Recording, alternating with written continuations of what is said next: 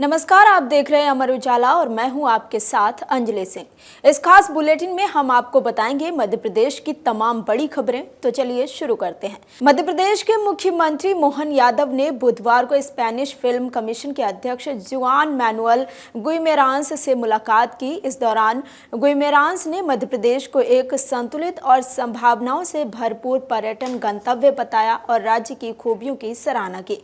गुइमेरांस ने हाल ही में राज्य के प्रतिनिधियों के साथ हुई बैठक को शानदार और लाभदायक बताया। उन्होंने कहा कि मध्य प्रदेश में स्पेनिश दर्शकों के लिए असीम संभावनाएं हैं और दोनों पक्ष फिल्मों को उद्योग और पर्यटन के प्रमुख माध्यम के रूप में बढ़ावा देने के साझा लक्ष्य पर सहमत हैं। इंदौर से 8 बार सांसद और पूर्व लोकसभा अध्यक्ष सुमित्रा महाजन ने एक बार फिर इंदौर से मुंबई के बीच वंदे भारत ट्रेन शुरू करने की मांग उठाई है।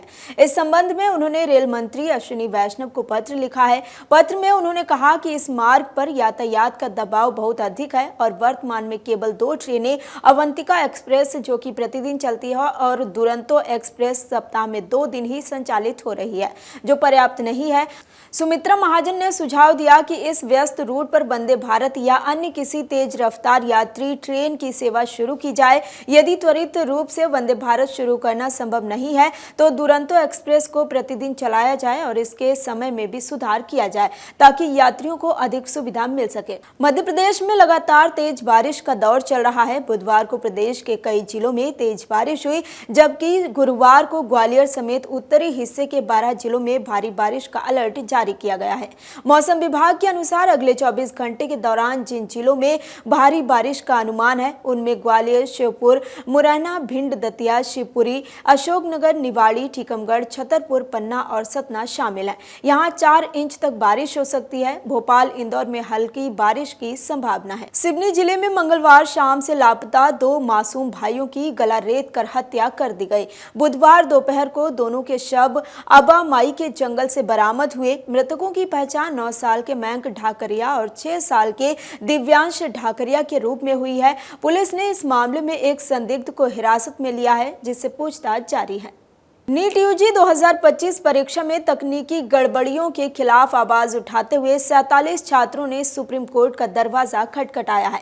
बुधवार सुबह करीब 4 बजे ऑनलाइन याचिका दाखिल की गई, जिसमें इंदौर के प्रभावित छात्रों ने दोबारा परीक्षा कराने की मांग की है। मामले में छात्रों की ओर से अधिवक्ता मृदुल भटनागर ने सुप्रीम कोर्ट में अर्जेंट सुनवाई की मांग की, लेकिन रजिस्ट्रार ने इसे अगले सप्ताह की सुनवाई में सूचीबद्ध कर दिया है। भटनागर ने बताया कि कुल 75 में से 47 छात्र सुप्रीम कोर्ट पहुंचे हैं। बाकी छात्रों के कोर्ट नहीं जाने के पीछे अलग अलग कारण हो सकते हैं। उन्होंने ये भी कहा कि यदि नियमित सुनवाई होती है तो याचिकाकर्ता छात्रों के लिए अलग से काउंसलिंग की मांग की जाएगी।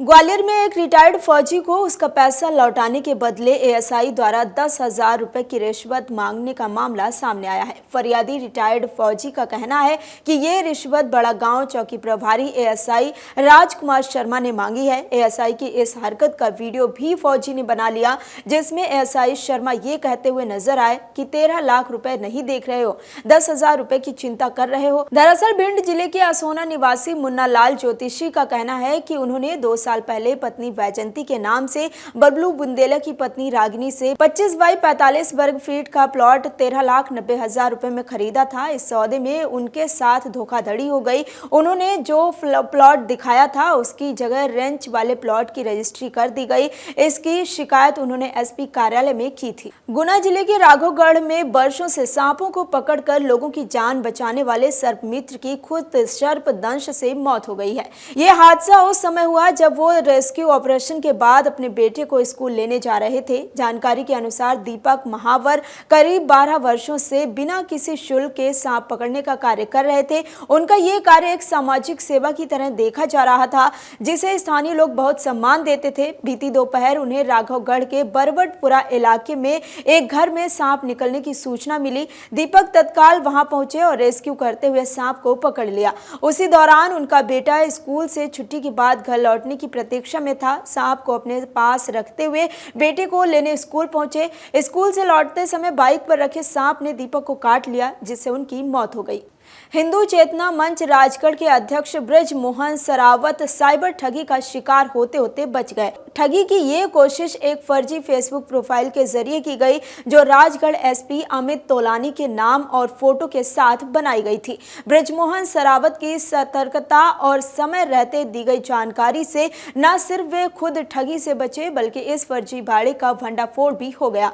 दरअसल कुछ दिन पहले फेसबुक पर सक्रिय रहने वाले ब्रजमोहन ने एसपी अमित तोलानी के नाम और फोटो वाली एक प्रोफाइल पर फ्रेंड रिक्वेस्ट भेजी, जिसे एक्सेप्ट भी कर लिया गया। इसके बाद उस फर्जी प्रोफाइल पर माई बर्थडे टुडे लिखा एक स्टेटस दिखा, जिसे देखकर सरावत ने बधाई संदेश भेजा। इसके जवाब में बातचीत शुरू हुई। व्हाट्सएप नंबर से भी बात होने लगी। ब्रजमोहन के पास कॉल भी आई, लेकिन वो कॉल रिसीव नहीं कर पाए। लेकिन उन्हें पूरे मामले पर शक हुआ और उन्होंने तुरंत अपने पत्रकार साथियों को इस बारे में जानकारी दी।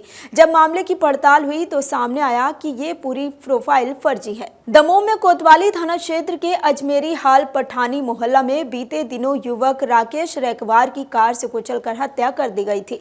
इस घटना के बाद अब जिला प्रशासन हरकत में आ गया है। बुधवार शाम प्रशासन और नगर पालिका की संयुक्त टीम ने क्षेत्र में अतिक्रमण हटाने की कार्रवाई शुरू की। कार्रवाई के दौरान कुछ टी शेड और अस्थायी टपरे हटाए गए। हालांकि इस दौरान माहौल तनावपूर्ण हो गया। एक और हिंदू संगठनों ने इस कार्रवाई को दिखावटी बताते हुए प्रशासन पर लीपापोती करने का आरोप लगाया। वहीं मुस्लिम समुदाय ने कार्रवाई को एक तरफा बताते हुए विरोध दर्ज कराया। कार्रवाई के दौरान मुस्लिम समाज के कई लोग सड़कों पर उतर आए।